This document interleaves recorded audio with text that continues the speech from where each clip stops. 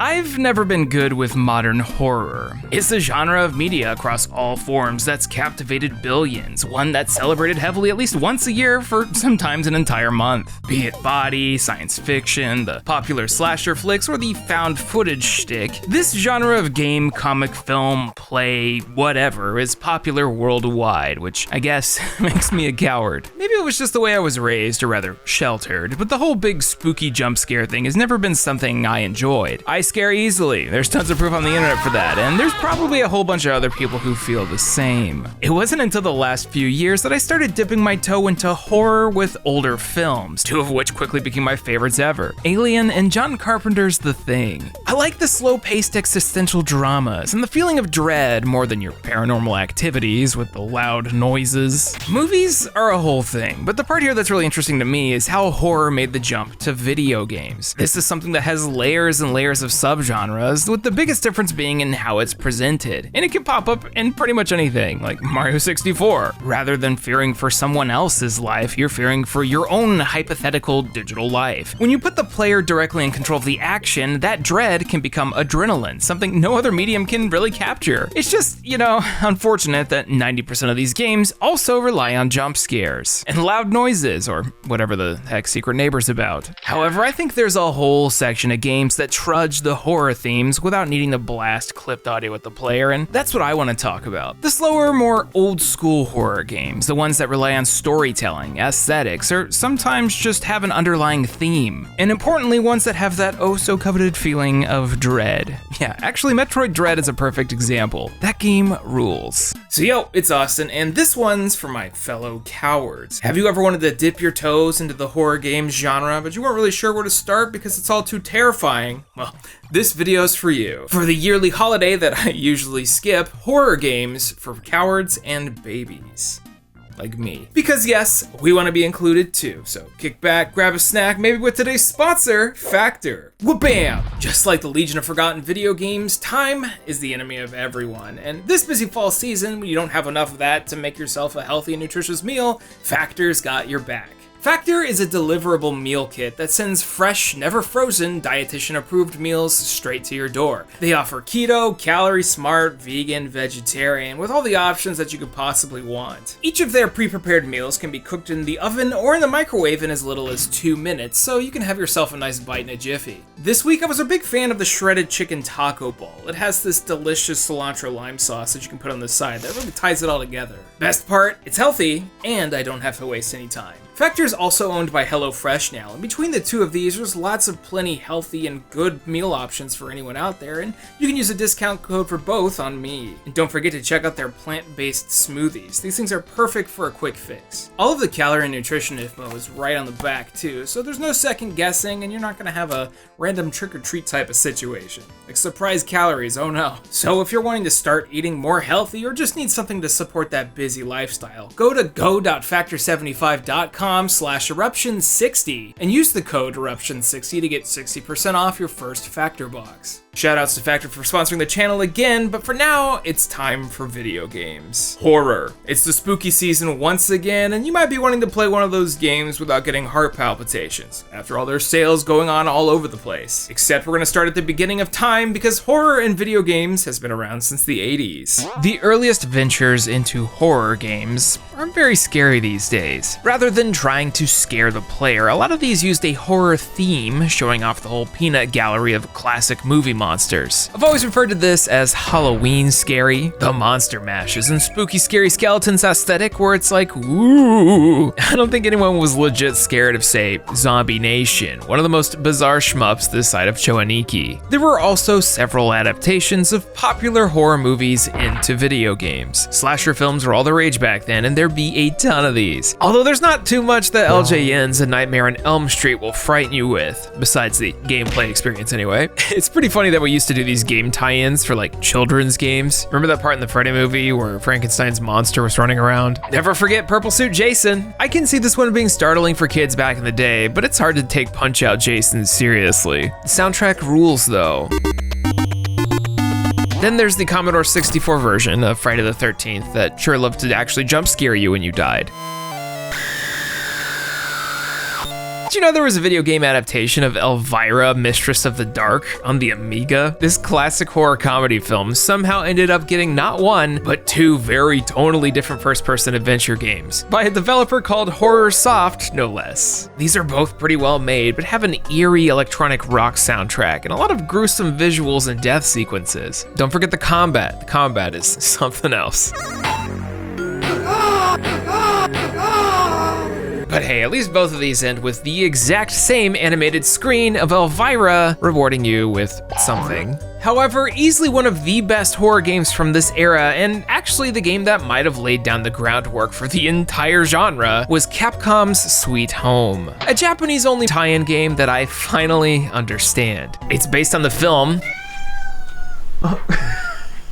It's based on the film of the same name, which also didn't get an international release at the time, but thanks to the work of fan subbers and video game fan translations, we can experience both, and I'm glad for that. The game was directed by Tokuro Fujiwara, a big name during Capcom's formative 8-bit years, and a producer on the original Resident Evil. Sweet Home tells the story of a group of 5 filmmakers exploring an old abandoned mansion in hopes of finding frescoes, a style of mural painting. Then, because this is a horror world, they get stuck in the mansion and have to make their way out. Sweet Home combines RPG mechanics with a lot of those survival elements you'd see in any Resident Evil. Explore the mansion while solving puzzles, creating platforms with pieces of wood, and doing not just random battles, but random events. You gotta dodge the chandelier, or you take damage. The horror comes into play specifically with the imagery and a permadeath mechanic. Yeah, sure, it's a turn-based battle system, which isn't very scary unless you're fighting, like, Matador in Shin Megami Tensei 3 Nocturne, but if any character dies, they're gone for good. It's tough, because they have specific abilities you'll need to progress, like vacuums, a healing kit, or keys. Considering there's 5 endings too, this thing was ambitious. You can absolutely see how something like this would lead to the early 90s horror games like Clock Tower, things that were and still are a good dreadful time. I think Sweet Home is mostly important for its mark on the survival horror genre, but I think it's totally playable today. The biggest issue is that it's slow and the party team-up system isn't the most intuitive, but it's Capcom, so you know it looks and sounds great. It's not amazing or anything, in fact it wasn't received that well when it came out, but because of its archaic nature, it's totally doable for people who scare easily. Like me, the guy who as a kid got terrified of the leech that can kill you in the very beginning of Another World. Yo, this dude just got cut on the knee and died. It wouldn't be until the next generation of horror games that we'd see the birth of the survival horror genre. Those days actually have a lot of games playable by the faint of heart because we didn't quite have that super immersive 3D tech yet that, you know, tries to scare your pants off. But even so, something like the original Resident Evil probably did scare you back then because that's all that we had. That 3D slow turning zombie head, that was rough. Yeah, the game with Mansion Basement was considered scary. What a mansion! The PlayStation 1 and Sega Saturn were a totally new playing field for developers to experiment. No matter the setting, time period, or in some cases with licensed IPs, these early 3D horror games were a dime a dozen. The most obvious of the bunch are your Resident Evils, and they're terrifying when you're a small kid, but as an adult you realize that it's just a campy zombie fest with some startling moments. That A-tier B-movie dialogue goes a long, long way. Plus you've got guns. The scariest part here is trying to figure out some of the more obfuscated puzzles. RE2 Remake is a totally different story, or a sexy time if you got the right mods. No matter if you were diving into the occult, traveling to another planet, or just getting lost in some weird foggy city, 5th and 6th generation survival horror was a perfect playground for those who got frightened easily. You just have to deal with some weird camera angles, archaic tank controls, and a huge quality spectrum. For every awesome Dino Crisis or Alone in the Dark, you got Martian Gothic, and you don't want that. The base directional beacon was out of operation,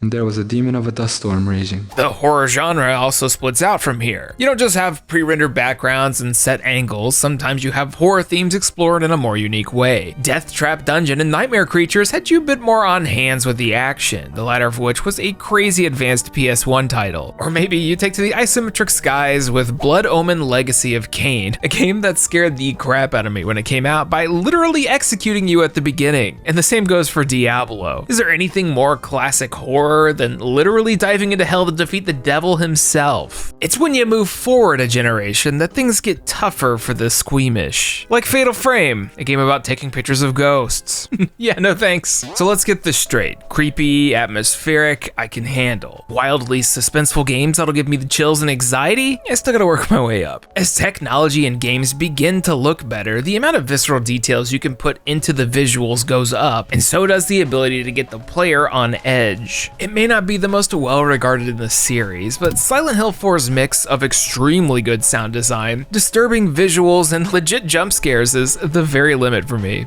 The one time there's a giant face in the room. Woohoo! If you're able to handle the visual body horror and violence though, there's a subsection of shooters you can handle, like The Suffering, Doom 3, or Dark Watch. Should you play Blood Rain? No, probably not. A perfect example of something from this generation that anyone can play, however, is Vampire the Masquerade Bloodlines. This thing was a cult classic shooter RPG that got commercially destroyed by releasing at a terrible time and having some technical issues, but your ability to explore this horrible monster-infested world of darkness was immersive as heck. I mean, you get to hang out with cool vampires. Also, I never noticed this, but in-game, Jeanette straight up looks like new Harley Quinn. You can buy the premium battle pass in this one multiple times. I'm just a lonely little girl on a rainy day.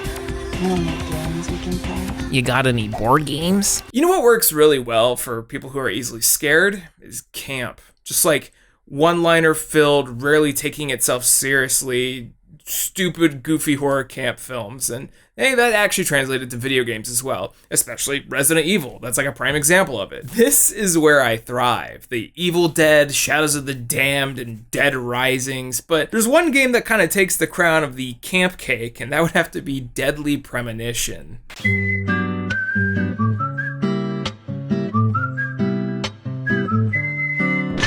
It took me way longer than it should have to get Deadly Premonition. An interest and knowledge of Twin Peaks isn't required, but recommended. Old DP here is the quintessential surrealist campy horror game, and everything about its marketing and box art betrays it. It's also the most well-known game by director Swery65. The ridiculous adventure of FBI agent Francis York Morgan and everyone's best friend Zach is an extremely popular cult hit. It also kind of sucks at the same time, but that's also the endearing part.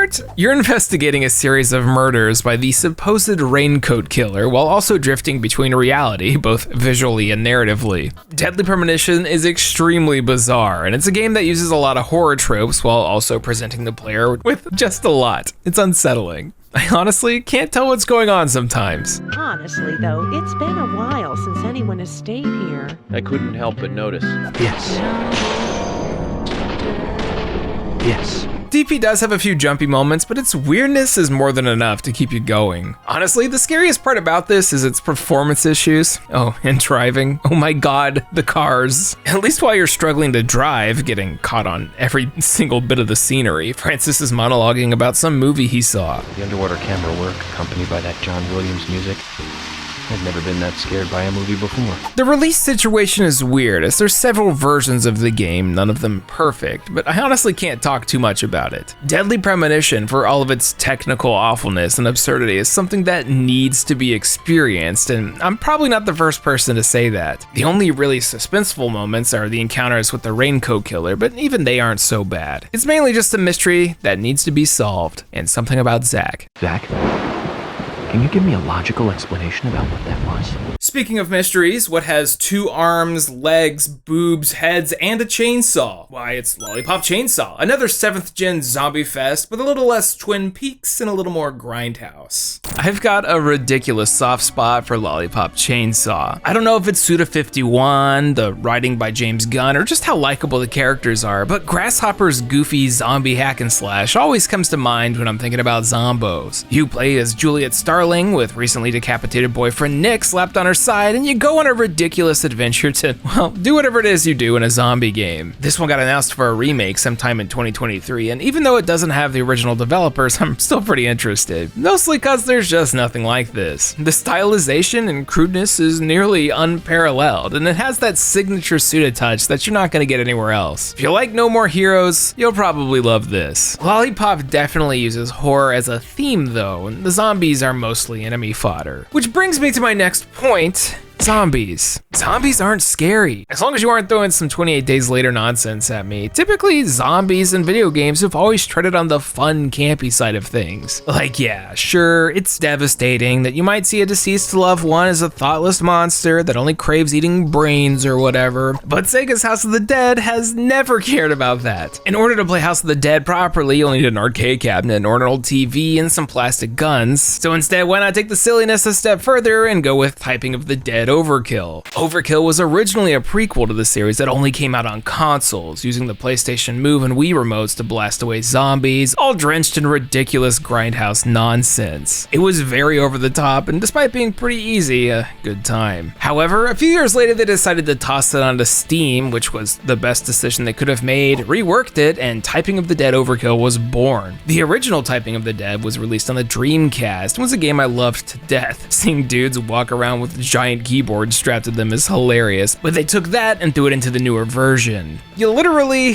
type words to kill zombies. Smash the keyboard, but precisely. I love playing this thing on hard to get ridiculous sentences like, "We could play Twister instead," "You added nothing to humanity," or my personal favorite, "Looking for sailors." A Shenmue reference in 2013, 6 years before Disaster? You know it. Oh, and don't forget about the Filth DLC. I can't even show you half of this, jeez. So, what else? There's endless campy zombie schlock like your Dead Islands, Zombies Ate My Neighbors, and Death Roads to Canada's. 9 out of 10 of these totally approachable for big babies and cowards. But man, even when zombies are thrown into a setting that isn't camp, they tend to lack that oomph to make them scary. For example, Left 4 Dead. You know Left 4 Dead, it's like the basis of 10 other successful 4-player co-op shooters, but that isn't trying to present itself in a humorous light. Sure, the internet's been regurgitating quotes like "pills here," because it sounds funny, tee-hee, but this world is visually and lore-wise very dire. I think the multiplayer element takes a lot of the potential horror out of the mix, but it feels less scary and more tense than anything. Same goes for the sequel and any of the various inspired games like Back 4 Blood or the Warhammer Vermintide series. Both Left 4 Deads are fantastic settings that love classic zombie flicks and punish the player like any monster movie would, but it's nothing too suspenseful. Same goes with Killing Floor. It's super fun, but really arcadey, and all I'm thinking about is dosh. Loads of money. A lot of zombie games now will revel in violence towards not just the infected, but other humans, like the Last of Us series. And even the most serious of dramas fail to scare. Telltale's The Walking Dead. An adventure game so well made and dramatically gripping it won Game of the Year from multiple sources. This is honestly my go-to for horror games to recommend to those who get startled easily, or just want to experience a gripping narrative in a zombie setting. It's nowhere near as violent or messed up as the TV show, but it is true to the presentation of the comics and is a solid story start to finish. The relationship between Lee and Clementine is filled with a lot of heart that'll make you feel things that at that point in time, not many other games tried. This is way more of a human drama with zombies as a backdrop and plot device though, as well, zombies just aren't that interesting as an antagonist. But unfortunately, there's not a greasy Norman Reedus in sight. Just Ben, and I hate Ben. Zombies aren't scary. Unless it's that stupid German commercial with the car. I blame everything about me on this. I spent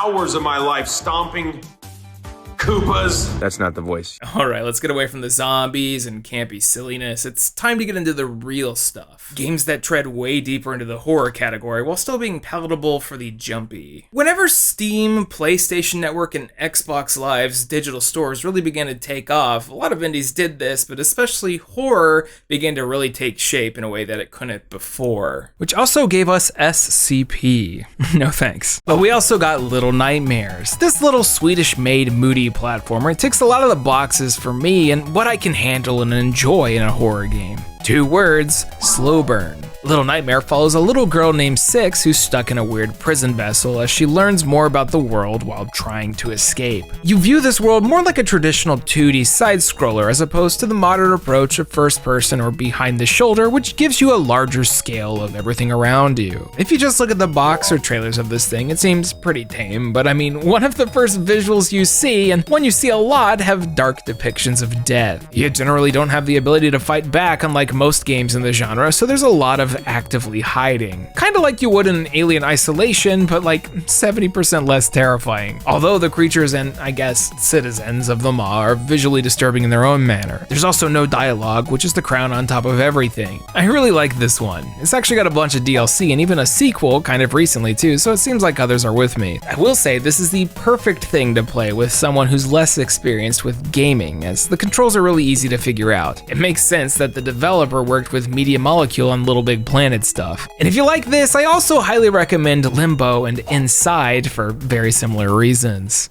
By the way, if you're a fan of no dialogue and puzzles and want something a little less small and more so huge alien wieners, Scorn might be for you. Yeah, that's recent. It's like they took a classic PC point-and-click adventure, combined it with a stunning H.R. Giger-inspired aesthetic, and made themselves a niche game that turned off like half my friends. But they just want guns, it's not for them. The puzzles are hard in this one for sure. Speaking of recent, you might be surprised to find out that Stray is a horror game. Yeah, the game with the cute little cat and robots, where the kitty wears the backpack and there's a fit about it. Slow burn alien horror that depicts the world in a way that to me was totally unexpected. It's not prevalent throughout the entire game, but there's multiple moments where you end up in a situation that's a lot more dreadful than the other cozy half of the game. You better keep that cat safe. They should be, as long as you don't put them in Darkest Dungeon, an extremely difficult roguelike donning a gothic horror aesthetic that deals not just with RPG numbers, but psychology. I mean, horror as a concept is literally a stress debuff. It's super fun and totally playable by anyone, provided they don't mind a classic roguelike beatdown. However, if there's one smaller indie that I like the most and would toss to anyone, it's Inscription. What a game. Inscription is what happens when you put a card-based roguelike together with Saw. It creates a looming sense of fear, never overwhelming, but one that keeps you on edge. I'm not gonna go too into it because this thing has a ton of unique content that's worth finding out on your own, but essentially you find yourself in this dark cabin with a stranger named Leshy who gives you only one option: play his game with him or die. So you do. You explore this room and others while playing, and the mystery slowly unfolds into something that now, even a year later, I still think of regularly. Props to the developer, Daniel Mullen Games, for creating this by expanding on a game jam concept. It's absolutely more than the deck builder Slay the Spire looking card game that you're seeing in the footage. I just can't show you more. The audio here is top tier, and the slow creaks of the cabin and other various things will fill your ears with an atmosphere that you don't get often. Play this one, don't look anything up. Its surprises are worth your time. You do unfortunately have to dig for these experiences though, because all of these stores are just filled to the brim with edgy kids horror games. You know the ones. When your entire shtick is that one Anchorman quote, there's not much substance. I'm not really sure how horror became kids' toy comes to life and creepy animatronics for a while there, but I'm glad we're starting to move past that. These things are designed to get jump scares, and for people who like that, more power to them. These edgy kids horror games are really popular on YouTube for some reason, but I never got it personally. Same with creepypastas. Sonic EXE, come on. You know what's scarier than that? Paying your taxes. Or Ezra Miller. On the flip side, and I'm about to sound 80 years old here, when I was a wee lad, the main spooky games for kids were Halloween levels. Spooky, but not actually spooky games. Look, there's a reason that every 30-year-old flinches at grand pianos. I feel like half of the things I played growing up had spooky Halloween levels in the middle of them. You had ghost houses in Super Mario World, Halloween Town and Kingdom Hearts, Mad Monster Mansion and Banjo-Kazooie. Don't forget about Pumpkin Hill.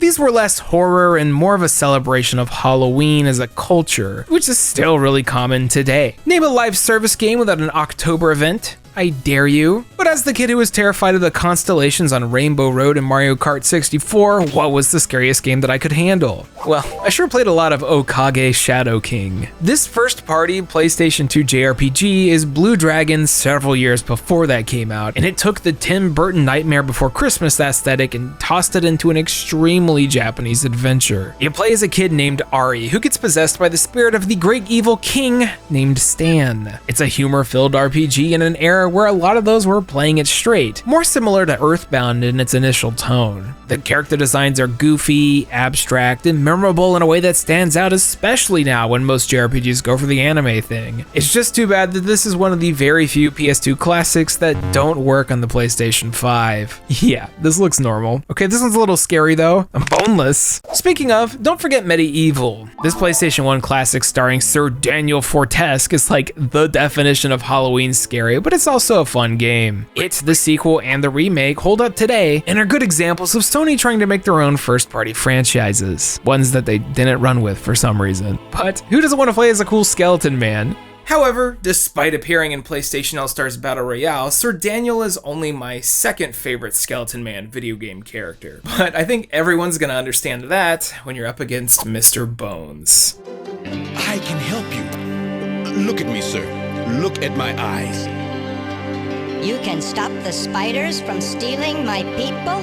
Sure as my name is Mr. Bones. Yeah, this is a real video game. Mr. Bones is a rare Sega Saturn exclusive, and one that I guarantee no one talks about these days. Coming out in 1996, this is what happens when you turn a fever dream into a video game. The plot is like, what if a mad vampire doctor resurrected a ton of dead people to turn them into skeleton soldiers, but one of them comes back with blue eyes, because blue is good and red is bad, of course. This blue-eyed man is Mr. Bones, and he discovers through the power of the blues, a sick drum solo, smashing a ghost banshee, and dimension hopping that he can save the world. This game has some ridiculous names on it. Bones is played by actor Fitz Houston. A lot of the music was done by famed late guitarist Ronnie Montrose. This thing is like half CG cutscenes and half a ridiculous variety of gameplay styles. It's like the developers run every single drug while they were putting together the story and level sequence, and I thank them for that. I mean, who doesn't love platforming on your own skeleton before turning into a bigger skeleton and then following that up with a romantic music number that reminds me of that Donkey Kong Country cartoon?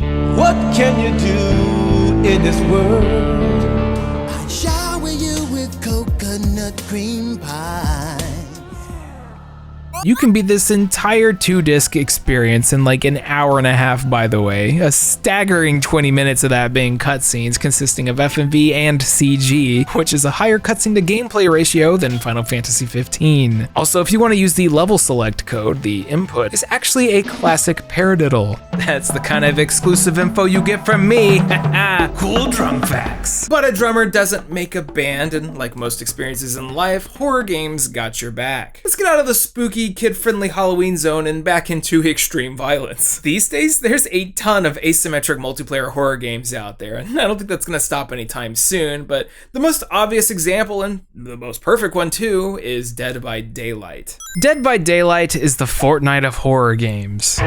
Need I say more? The idea of asymmetric multiplayer is nothing new, but it is something that's been gaining a lot of popularity in recent years. Putting two teams of people up against each other, oftentimes with a completely different objective and playstyle, can work really well. You see it in Friday the 13th, Predator Hunting Grounds, Evil Dead the Game, and even for some reason, Dragon Ball The Breakers. But its big resurgence lately is definitely because of Dead by Daylight's popularity. In concept, what's not to love? It's 1 versus 4. 4 people trying to get out of a terrible situation while one person hunts them down. For a lot of people, some of my friends included, the idea of being chased is terrible in video games and off-putting, but doing that with a group of people you know takes a lot of the edge off of that, especially when you're sitting there running away from Pyramid Head in the Raccoon City police station. Yeah, it's dumb, but totally doable for the faint of heart. Also Wesker, yes, big yes. Let's finish this. Dead by Daylight does unfortunately suffer from online game that's been out for several years syndrome, and when you launch it now for the first time, it bombards you with so much stuff. Shops, sales, skill trees, battle passes, missions, dailies, it's a lot. But I think if you can play this with a solid group of friends who just want to play for the experience, it's pretty top tier. Just give me a few extra years at this point, and we'll have ourselves a Dead by Daylight's clones video. These things are getting out of hand. One of the things that makes Dead by Daylight so unique is that the survivors don't actually have a way to fight back. Other games in that category do, but that one, you basically have to accept your fate or rely on your friends. That's very different from the horror games that were all over the 7th generation of consoles. That's horror in quotations. While a few of them went for jump scares, most of them just were like, hey, have every gun ever and blast your way through everything. Thus removing the fear factor, which is probably why Resident Evil 4 and 5 are two of my favorites. Resi 4 is just a really good game, and everyone and their mom knows that, but 5 is an excellent co-op experience that needs to be played with a friend. 6 exists. This type of action horror was and still is very popular with mainstream audiences. While Dead Space might be a bit too much on the jump scare level for me, at least with the first two, the gaming industry announced like 3 of these the past summer with Callisto Protocol and whatever else. There's a bunch of examples of this, but I don't think anything holds down the fort quite like the original BioShock. It might be weird to think of BioShock as a horror title considering the ridiculous arsenal of moves you get with elemental powers, but a lot of the imagery and elements of the story are straight up classic survival horror. You spend a lot of time scavenging for supplies, health kits, and ammo while being a clever little marshmallow and using the elements to your advantage. Uncovering the story of how the underwater utopia of Rapture fell is fascinating, and it's an easy recommendation for anyone. Thankfully, it's easily accessible with the remaster, and the PC version doesn't have an install limit anymore. Yay. Other fantastic examples of baby's first horror: Doom 2016, Eternal, Ghostwire Tokyo, Evil Within, Until Dawn, The Last of Us. There's a big list of AAAs that dabble, but the most impressive new one to me is definitely Returnal. If you told me that a big Sony AAA title, the first true exclusive on the PlayStation 5, was going to be a roguelite bullet hell horror Metroidvania, I would not have believed you. Returnal is a game that combines deep space Lovecraftian horror with a lot of psychological elements, and they actually play together into the narrative. It's done in an extremely clever manner to where the player discovery works well with the main character's own thoughts and experiences. It does have a batch of spooky first-person segments that borrow some notes straight out of PT, but those are done sparingly.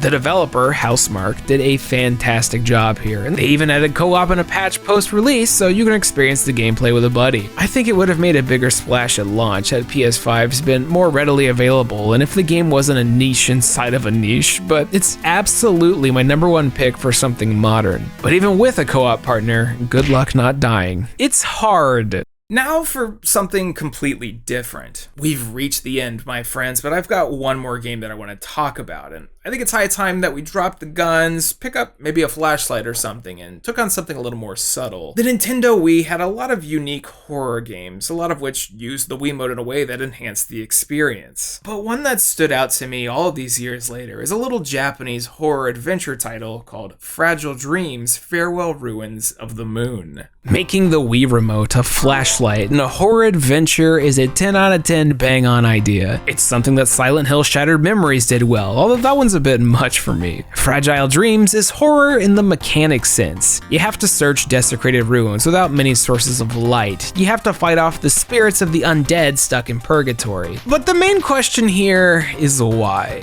Developed jointly by Namco and Tricrescendo, the people behind Valkyrie Profile, Fragile Dreams is a journey into a world without humanity. You play as a young kid, Seto, who loses his grandfather at the beginning of the narrative, who then sets out to find any traces of humans. What we're given is an atmospheric experience that prides itself on low-key tunes, gorgeous art direction, and storytelling through emotion. Earth is in a post-apocalyptic state where nature is overrunning the structures of the past, and you end up teaming up with an AI device while encountering the restless spirits of the dead that you somehow have the ability to communicate with, but that's few and far between. You end up spending a lot of time getting, literally because of the Wiimote, hands-on exploration of ruins while fighting off spirits. There's RPG elements to keep the gamey game parts of the survival there, but most of the horror lies in experiencing the world's loneliness. Even when you do find a ghost or spirit stuck in purgatory to communicate with, you'll help them pass on to once again be greeted with silence. She's gone.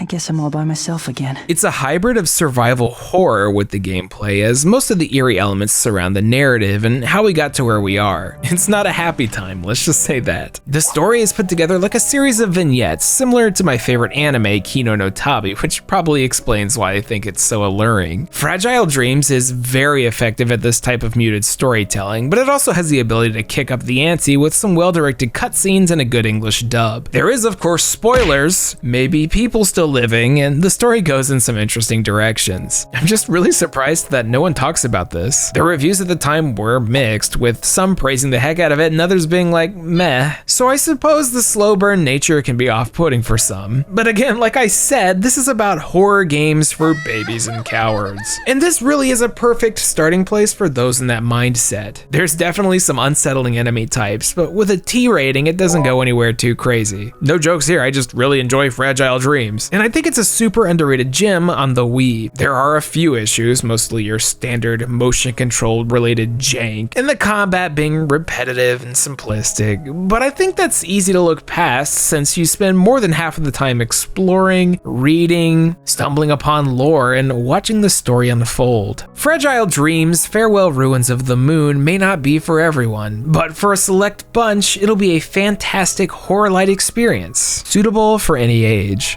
Though it might be better if there was like an animatronic that looked creepy and screamed at you. Am I right? Boo. Give it back?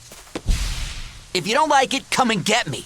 Tally ho! So there you have it, horror games for cowards and or babies. Like I said at the beginning, this genre is one that's always hard to dip your toes into if you're easily startled, but I hope it helps. Or heck, maybe you're a hardcore gamer and you want to help a friend out. Maybe you'll find something here, you never know. But I will say, putting this together has me finally almost ready to take on Eternal Darkness. But we'll see. But if there's other light horror games out there that you think would fit well into this category, let me know down in the comments below, because I personally would probably check them out, as long as it's not edgy and for kids. It's the right time of year, and I sure as heck ain't gonna be playing Poppy Playtime. Anyways, I've been Austin, and catch me next time when we unleash another deep dive. Maybe. We'll see. But before you go, I'm in a band. Check this out.